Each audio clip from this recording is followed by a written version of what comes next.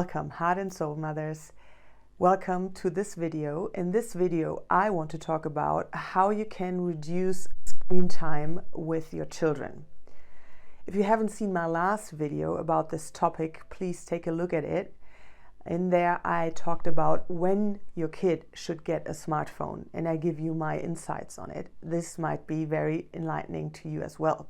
But today we are going to talk about screen time and my 5 insights on how to reduce it.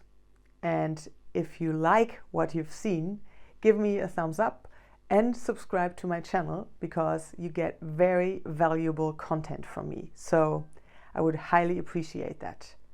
But with no further ado, let's get started. Here we go.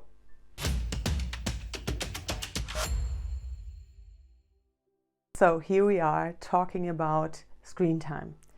And when it comes to the behavior of your child towards the internet, the smartphone, gaming, especially about the internet and the smartphone, because I guess gaming isn't your thing, you always have to check in with yourself first.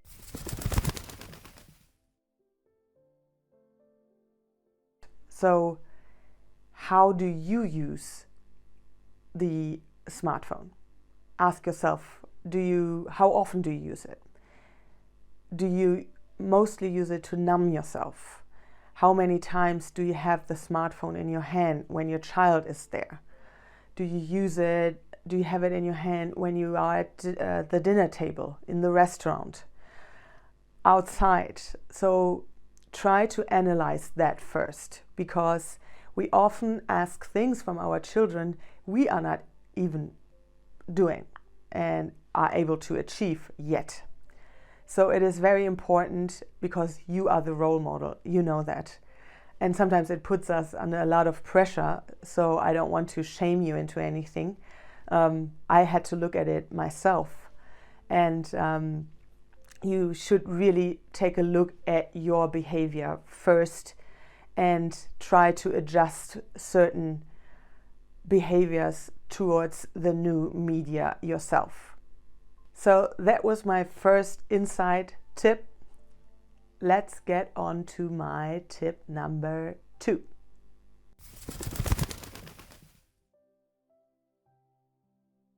My tip number 2 is start a challenge. We all love a challenge, so why don't you do it when it comes to screen time and reducing it? And you are part of that challenge as well. Get to a compromise with your child to maybe not use the smartphone over the weekend. So that's 2 days, or if that's too much for you, just take 1 day, Sunday, whatever feels good for you. But it has to be a challenge, of course, so it has to be challenging.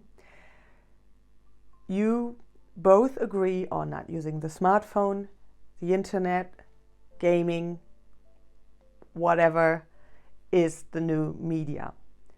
Come up with a plan what you do instead. Go out into nature, have an adventure, something you both can enjoy. And then also come up with a treat for yourself when you reach that challenge. And when you accomplished that challenge, I mean. And for yourself, write down how you feel, what comes up. When do you have the need to look at your phone, for example? Write everything down in the moment it's happening, or after the first day, after the second day, however long you want to have your challenge. Maybe you start with 1 day and then you say, okay, let's do that again because it worked quite well. Next time we do it on Saturday and Sunday. So you can really elaborate on how that feels and how it feels to spend really conscious time with your child without any media. So this is my tip number 2, start a challenge.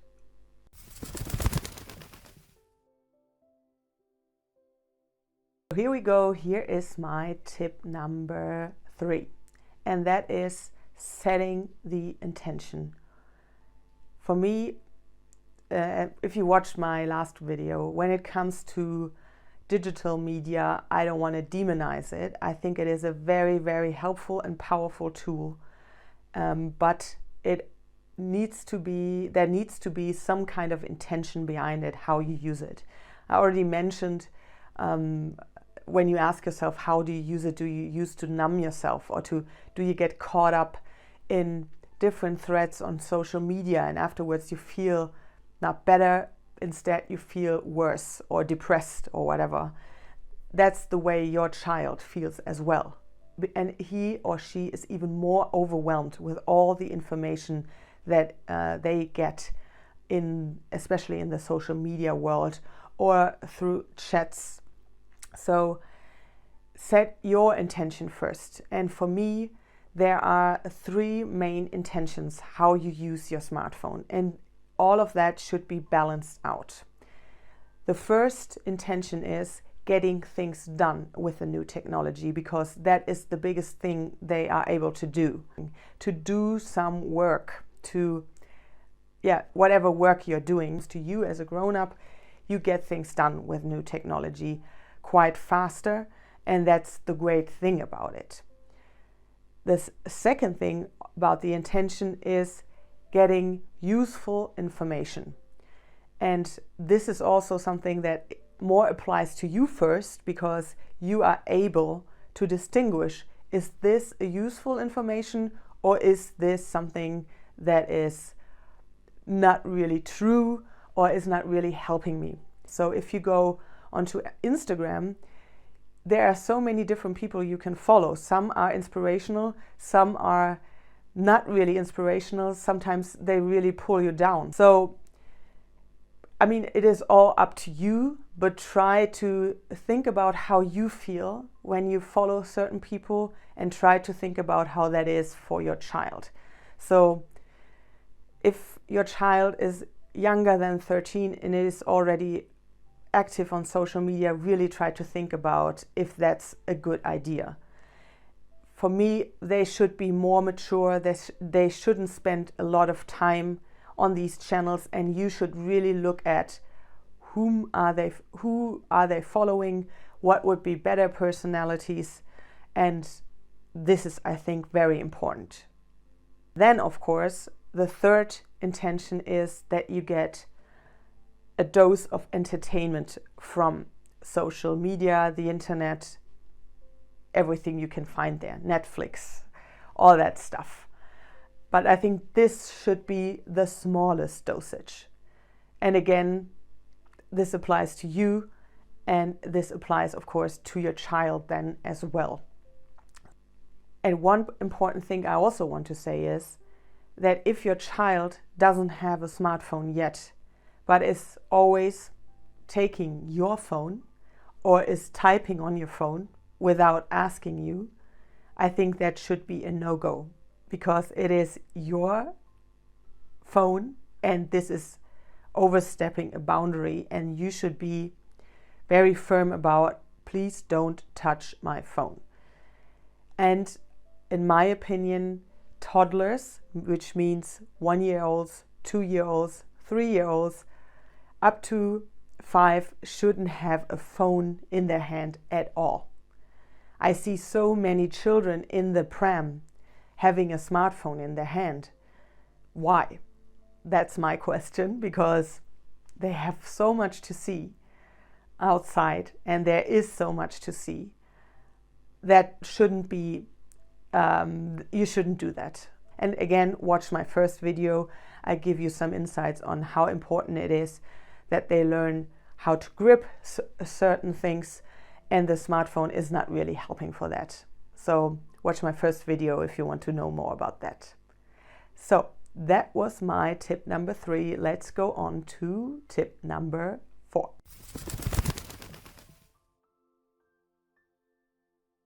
Here's my tip number 4. How to use the new media technology in a creative way together. So let's say your child is 14, he or she already has a smartphone. You think it's all good But sometimes you have the feeling, okay, I think they're spending too much time on it. I don't know really what they're doing on the smartphone. How do I get a way in again? And how can we connect again?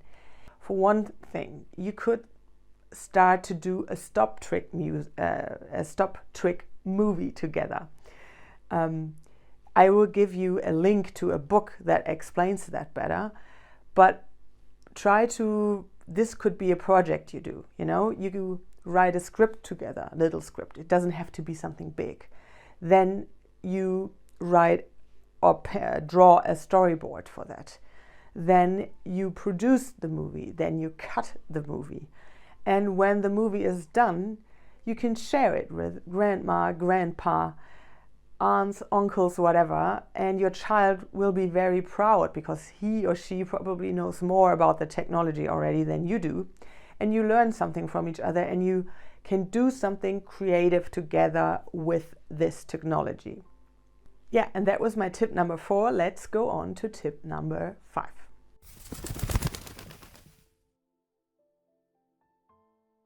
Yeah, my tip number 5 is go out into nature together as much as you can, because nature calms your nervous system, both yours and your child's, and it is able to bring you closer again. Go somewhere where you can walk barefoot, so you get in contact with the earth again.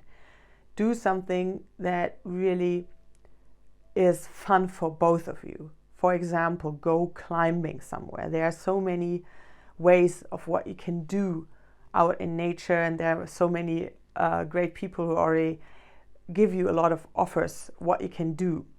But try to reconnect through nature at least once a week.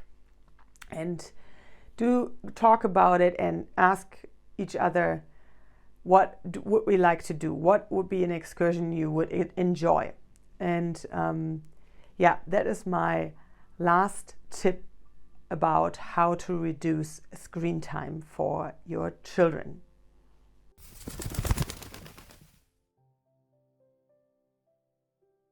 Altogether, you really need to take a stand about this topic. And once you have it, and of course involve your partner, he is very important to be on the same page as you are. And when you are, you really have to be firm about it and to go through with it. And of course, your child probably won't like the changes, but it is very important to stick to a certain rule set as well. So sit together with your partner first and put down your rules. What do you want? What is your goal? What do you want to achieve? And if your child is older, of course, you can involve your child as well. So sit down at the table together, do a little conference and say, okay, this is what we expect. What is your suggestion? And then also form a compromise. But it is crucial to be consistent then. And most important, take care of your energy first.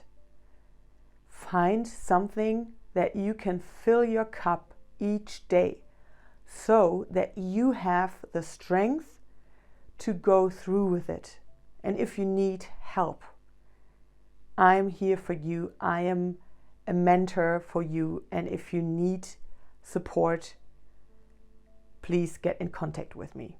So that was it, Heart and Soul Mother. I hope my tips were helpful for you. Of course, I have a lot more, but there's just a certain time in these videos. And if you want to know more from me, again, contact me. And if you like that video, give me a thumbs up, subscribe to my channel, would be so grateful. And again, Heart and Soul Mother, please remember, your energy comes first. So, see you soon. All the love, all the best. Bye.